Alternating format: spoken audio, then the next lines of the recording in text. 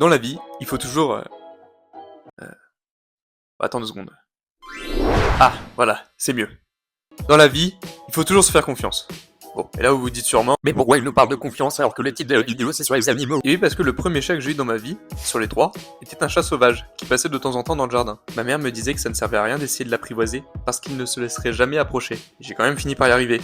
Et je l'ai appelée Lune. Parce qu'elle était noire. Bon, j'avais 10 ans, bref. Il faut savoir que j'étais très heureux d'avoir ce chat qui vivait à l'extérieur, parce que ma mère fait partie de la team des allergiques aux chats. Donc c'était une bonne manière pour moi de compenser. Je me souviens d'un jour où elle est venue accompagnée d'un chaton, puis le lendemain avec 2, puis le lendemain avec 3, puis le lendemain avec un chaton tout seul. Bon, j'ai capté qu'elle avait rendu l'âme.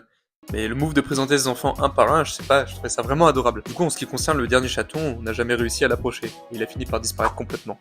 Bref, à la suite de cette perte qui m'a quand même bien fait de la peine à l'époque, on a entendu parler des chats sibériens. La particularité de ces chats, c'est qu'ils produisent très peu de substances allergisantes, qui se trouvent dans la salive du chat pour la petite fun fact. Parfait pour ma mère.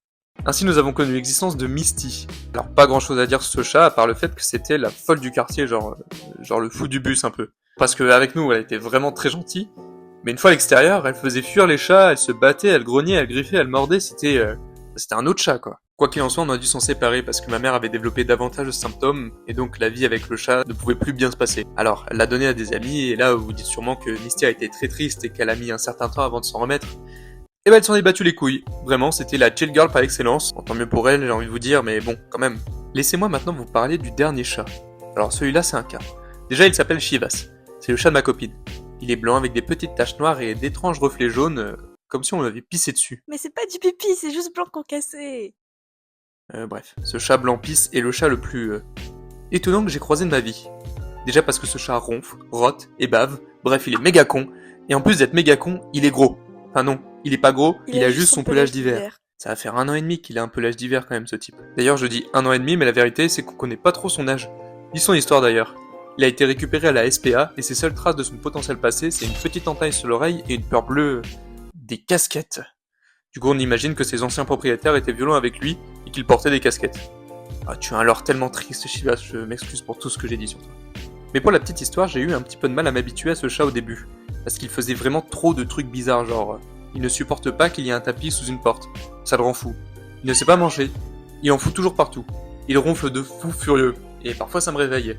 Il fait pipi sur le canapé aussi. Et il fait genre le mec choqué alors que Enfin, ça peut pas être moi quoi. C'est peut-être moi. Enfin, à un moment j'ai dû m'en occuper tout seul pendant 1 semaine. Et c'est à ce moment-là que j'ai commencé à l'apprécier. Parce que malgré tout, il est très câlin, il s'endort facilement dans des positions absurdes. Il répond quand on lui parle. Enfin, il miaule. Bref, t'as capté. Parfois, il te regarde pendant de longues minutes, mais tu sais pas pourquoi. Il est très joueur, donc c'est sympa de le voir courir partout. Il fait pas trop de bêtises, ça va. Quand je vois les autres chats sur internet, c'est pas un chat orange, quoi. Enfin, voilà tout, c'est Chivas.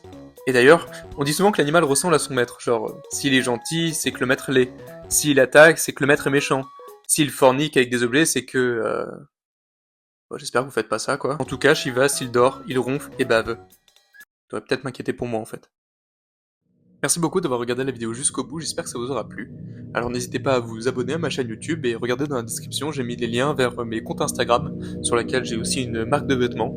Alors si ça vous intéresse, n'hésitez pas à la regarder. Et sur ce, je vous dis à très bientôt sur internet. Au revoir.